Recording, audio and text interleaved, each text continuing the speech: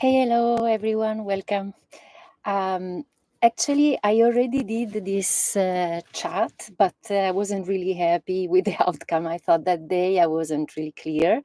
So I decided to do again. So if you already listened to the first chat on the meaning of yoga that I did live and then I canceled, then I'm going to repeat myself. Hopefully in a more clear way. Okay, so meaning of yoga. First of all, yoga is a Sanskrit word and it comes from the root yog, which means to, it comes from the image of uniting your horses to the chariot kind of thing. And the idea is that the horses are your senses, and instead of having the horses going wherever they want without control, you are in charge, you become in charge of it, kind of thing. And it's also like it has many meaning. Every word in Sanskrit means many things at the same time. So that's the idea, but it's also it means like a state of being more than anything. It's like a state of being in union. And this union is because in yoga, is not just about the body. Body is energy. Yeah, we already saw that prana means life force, means energy. So we are made of vibration, and vibration has a nature of light, sound, but it freezes into matter, which is us kind of idea, right? So the union is a union between body, mind, and spirit that are the same thing, just a different expression. Is a state of being in union with your higher self, with the cosmos, in balance with the sound of the cosmos, with the symphony of the cosmos. So this is kind of like the idea, yes, the meaning, but of course it's really deep. Yoga has very ancient origins. We now saw they found out like little statues in stone and stuff like this that are like 5,000 years old, so that show depict a person in yoga postures, meditation posture or other posture. So meaning that already at that time it was already established yoga. So it's probably even more ancient than 5,000 years old. That's why in the end, because it is so ancient, of course, it developed through the thousands years in different directions. Because we are all different, even though yoga is one in a sense, there's many ways to approach it. It's like you can imagine a circumference and you are in the center and is center everywhere, but circumference nowhere. I don't know if it makes sense. So this is what my teacher always told me. Yeah, so there are many different ways to approach yoga. In the beginning, it was like the full yoga was called Raja Yoga. And it includes not just the posture, the asanas, because today, if you go to a yoga class, what you see is just one part. Like mainly they teach one side only of yoga, one aspect, which is the Hatha yoga, more like the asanas, the posture, the meditation in movement. While Raja Yoga includes also the part of meditation and work on the energy, on the flow of energy, of the prana. So I'm going to make a little jump. And so that, yeah, all I said that is just to make you understand that when you approach yoga, you will find a direction that clicks more for you. Okay, it's normal. Like for example, me, maybe one day I have a specific type of energy. I will need a yoga that energizes me, both in the pranayama, in the meditation, or in the physical activity. Another day, so I will more likely practice maybe a vinyasa or this kind of style of yoga. I don't like to call them style, but anyway. And another day I feel a little bit less, I need to calm down or to slow down or to relax and release, then I would practice a different approach to yoga. So just go with what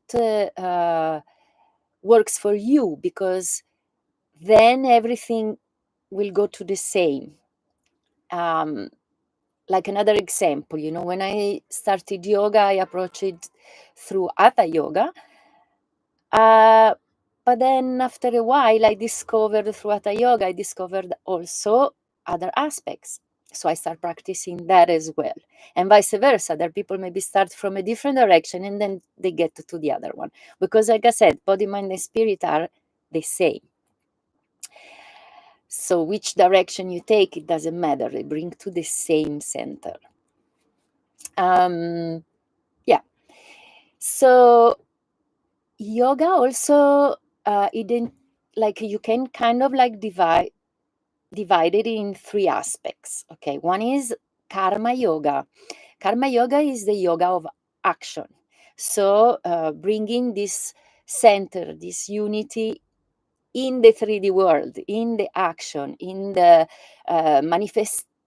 manifesting your inner world, your desire, your goal, your purpose, your higher purpose, whatever. But you put it into action and you put it into service, the co-creation service, if I may say that. Then you can also approach yoga as bhakti yoga. And bhakti yoga would be more like the merging with your higher self, with your divine contemplation of nature, seeing divinity everywhere, basically, the wonder, the magic of it, and appreciating that, just being grateful of it just because of what it is. Contemplation, that's bhakti yoga. And then you have jnana yoga. Jnana yoga is like inner work, like introspection, self-reflect. And we're going to see this a little bit later also through the 8 limbs of yoga as described by Patanjeli, because it goes also in depth and explains it maybe a little bit better. And then the other, so karma, bhakti, and jnana, self-study, self-introspection, going inward, and experience also yourself as the observer and the enjoyer, not just as the doer. Okay, now we're gonna go to Patanjali, because he really explains very nicely what is yoga. And he wrote this also, we don't know how old they are, like between 3,000 and 5,000 years ago. And the Yoga Sutras are basically it's a very small booklet that I suggest you to read, maybe with some interpretation or comments to help you out to understand, because like I said, Sanskrit is not easy to be translated. It has many meanings at the same time. It's like one word is not just a meaning, it's a full concept. And so depending on the translation, you will receive different things, let's say like that. So it starts, so Patanjali wrote these sutras, and it explains yoga very, very clearly, very, very nicely, and in short beads that are still valid today. Sutras means pairs, beads. It's like tips. Basically, yoga is not a religion, it's not a dogma, right? It's a practice that through experience and through practice of thousands of years, they realized, these sages realized, this yogi realized, and now they give us tips on how to yes, to deal with life. Okay, and Patanjeli wrote these Yoga Sutras, and they start like this, which for me is very helpful to understand what is the yoga practice. So, yoga chitta vritti nirodha, which means yoga is the cessation of the agitation of the mind. What does that mean? That state of union, that state of calm and joy and bliss, we get into this state when we stop the agitation of the mind, all this monkey mind,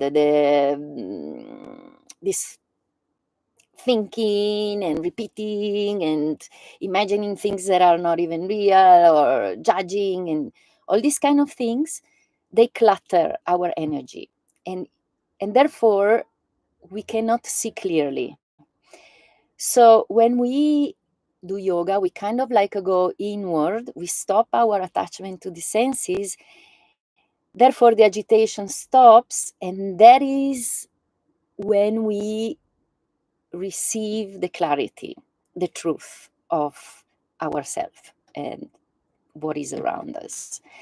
So it's like, imagine like a glass of water, and let's say there is some settlement, some mud or inside. If you agitate it, the mud goes everywhere, and you cannot see through the bottom. The water is milky.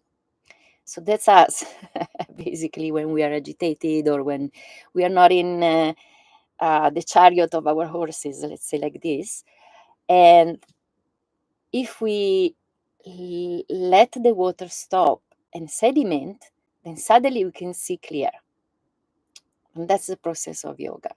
Through meditation, through the asanas, through releasing tensions, these agitations, they actually get stored in the body, okay, and in the mind. So we need to do this work to release those agitation, those mind agitation, calm the heartbeat through the practice, through the meditation, and then we can rebalance ourselves, our energy.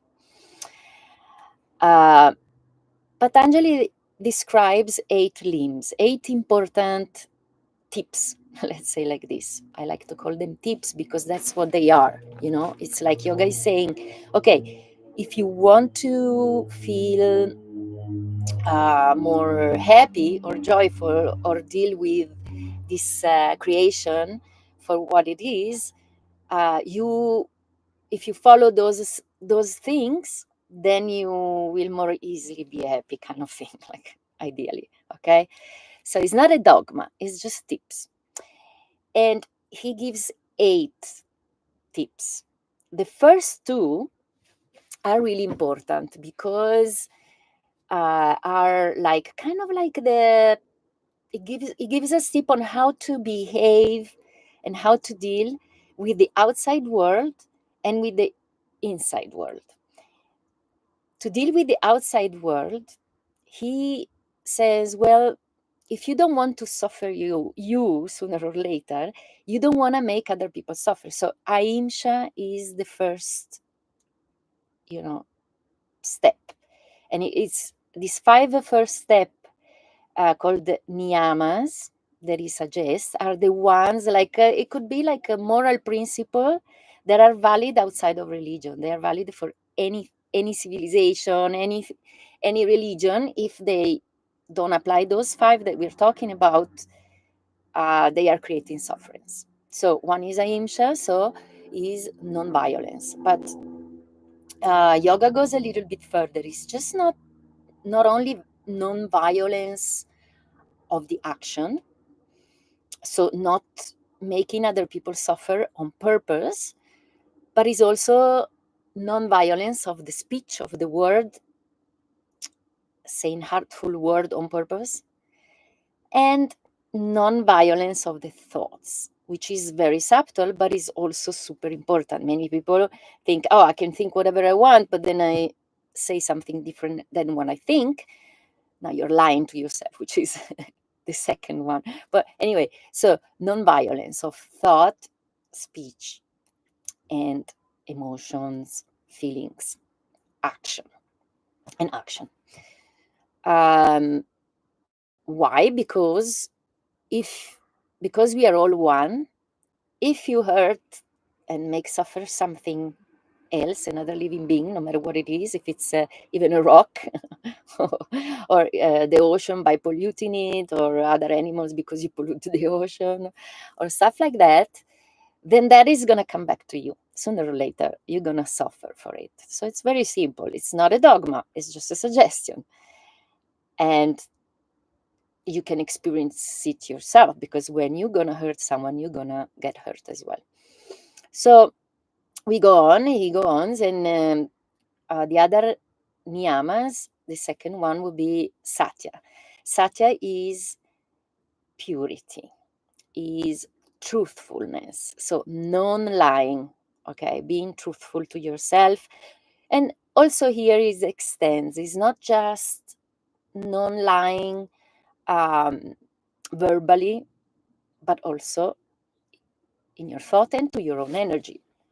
Okay, so yeah, if you don't want to suffer, be truthful, be true, be true to yourself, to your heart.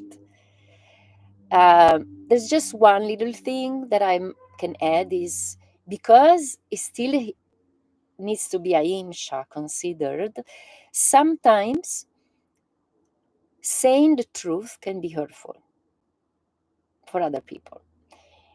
If you realize this and you're aware of this, sometimes it's better not to say anything. Okay. But yeah, the first one is don't lie to yourself. Yes. If it's necessary to say the truth, you need to say the truth. But if you know that is hurting someone, do it with compassion. Yeah. Always put yourself in the other person. Yeah. Perspective, if you want to say. And so that was also the second niyamas. Then we go to the third one, which would be non-stealing. Okay, non-lying, non-stealing.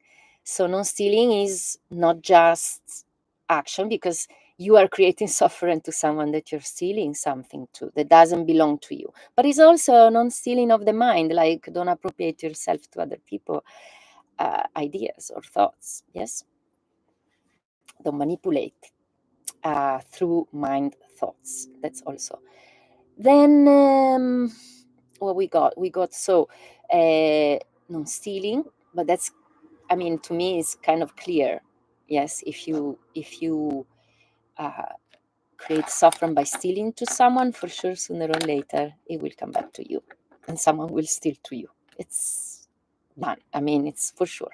You need to the reality of the universe is that energy creates energy. Yes, the butterfly effect. So if you're creating this vibration, then it's gonna come back to you, and you're gonna experience it from the other side. Yeah. So no stealing. Now we go to Aparigraha. Aparigraha is like non-greediness. Okay, so don't be greedy. Don't think like, oh, I want to accumulate when you don't need all that. Yeah, be more sharing, or just be content, and don't be possessive. Also, that the reason why it's creating sufferance into you is that if you accumulate a lot of things, you will need a lot of energy to keep all this. And that you will encounter for sure, like this will object breaks, right? Or they need to be replaced, or to create more energy so that they can be maintained, all these. and therefore you're going to encounter a lot of uh, many yeah some turbulence of energy if you are too greedy, for sure. um blah, blah, blah. And then the last one of the niyamas is Bramacharia, which is kind of difficult to translate, but it goes together with what we just said all along, which is uh, like it's like learn to abstain yourself. Yes, from don't overdo pleasure sense, and know how to limit yourself, not exceed in the pleasure senses, because then you're gonna get trapped into it. If you're exceeding pleasure senses, it's okay, because that's why we have them, so that we can experience them. But if we exceed, we get trapped into them, and then we get attached, and then we will get sufferance, because attachment is creating sufferance. So da da da da, we got the 5 niyamas pretty much. Yeah. Now I want to go to the yamas, and those are 5. Patanjeli described 5 yamas, and again, is tips, this time not to relate with the outside world, but with yourself. Okay, tips for yourself. The first one is sauca. Sauca is cleanness, purity as well.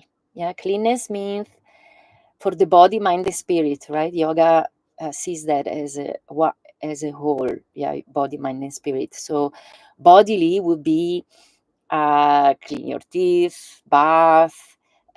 Why? Because if you don't do it, you're gonna create sickness, illness, parasites. Clean your lungs through pranayama. Clean your brain through meditation. Yeah, if you have agitation, you know that you are getting out of balance. Clean your thoughts by letting go the thoughts that are creating you agitation, and let in thoughts that creates you peace and serenity and happiness. So it's clean your mind, clean your speech, your vibration, and your emotions, and your body. So energy and body. Um, yeah, pure. Mm. The second yamas is uh, santosha. Santosha translate like contentment. Be content. Be grateful for what you already have, instead of yearning too much for something you don't have. Yeah, you can create this as a goal, as a dream, but starting not from a place of lack, but from a place of fullness, and wanting to create it and give more. Yeah, you create not just for yourself, but for the world. So it's yeah, be content. Start from gratitude of what you already have. Be content. Yeah, you don't need so much. See the pleasure, uh, the happiness, the joy also in the small things. Hmm?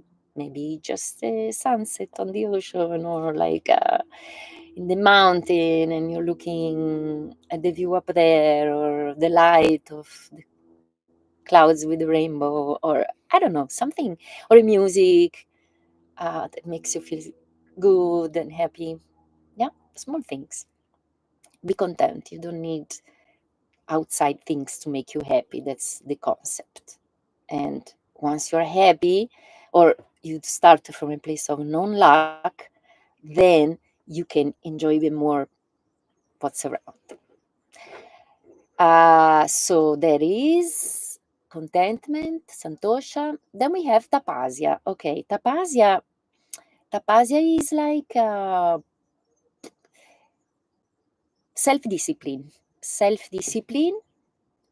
So train yourself in self-discipline. Um, non so, you decided that you want to be more healthy in the food, be constant, go and buy good food. You want to exercise more, be there, be constant, be strong in your willpower. So it's training your willpower. Yes, tapasya is a training for your willpower, and you can do it even sometimes. Okay, for 1 month you decide not to, I don't know, eat ice cream because it's your favorite food. Oops. Yeah, you train that. You give yourself a small goal, but a little goal that you can do. Otherwise, you get upset because you're not able. So don't think about big, oh, I'm going to go in a cave and meditate for a month if you are not there yet, or whatever. Or maybe like me, I don't have this desire to go in the cave. I'd rather be in the reality. I mean, yeah, forget about what I just said. I wanted to say something, but it came out not correctly. Anyway, so let's go on. Tapasya is self-discipline. In every time, imagine, like I said, is body, mind, and spirit, is action, speech, and uh, thoughts. The fourth one of the yamas, I always forget it, svadiyaya. Svadiyaya, not this time. Svadiyaya is, if before it was a self-introspection, because, self-discipline is also introspection. Introspection of becoming the observer of your own thoughts and seeing what these thoughts connects to what vibration, and what vibration of the heart and the breath connect to what emotion. And then you can detect quicker. That thought brings me to that vibration that I don't want to be in. Release that thought, see a different perspective, be the outside observer, find a different perspective of the same thing, and you will see differently everything, basically. So, introspection. The other one, svadhyaya, is more like self, is not just study of yourself, but also of ancient scripture, philosophy, or, in my case, reading Patanjeli or other sages, Paramahansa Yogananda, Buddha, I don't know, whatever is your, whatever you feel that when you read, something awakens inside of you telling you intuitively, yes, this feels like aligning with my truth. And it can change in time because we are not always in the same place, in the same state of mind. What aligns with me right now, maybe in the future, is something even more that I couldn't see at that moment. Yeah.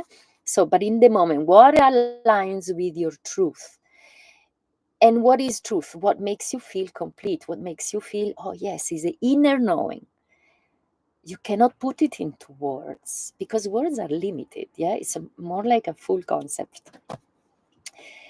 So study also of the scripture, of what is revealing to you inner truth. That was Svadhyaya. And then we have isvara-pranidhara, or Pranidhara, I don't remember, go and look yourself. Isvara-pranidhara is the last of the 5 yamas, and it's like merging with this truth, becoming that one, being contemplation, realize that you are a divine being, that you are an energetic being and not just matter. And now we know it's not just matter because we realize scientifically there's a proof that we're actually energy. Matter is just freeze the light, basically, or freeze the sound. So that's it. Those are the 5 yamas and yamas. In the next part of this conversation, we're going to go through the other limbs of yoga of Patanjeli that are, after these yamas and yamas that we just saw, we're going to see the asanas, pranayama, dharana, dhyana, and samadhi. Yepale. Ciao, ciao. I hope it helped. And remember, this is just a conversation to inspire you to go and look more for yourself. I'm not pretending to teach you anything. Yeah, all I'm saying is out there, and you can go and deepen your research yourself. But remember, yoga is practice first than anything. Ciao. And.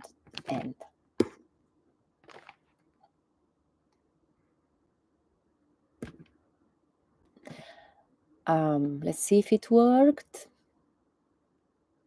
Ah, no, I'm still live. Oh my gosh, I always do this. Mamma mia.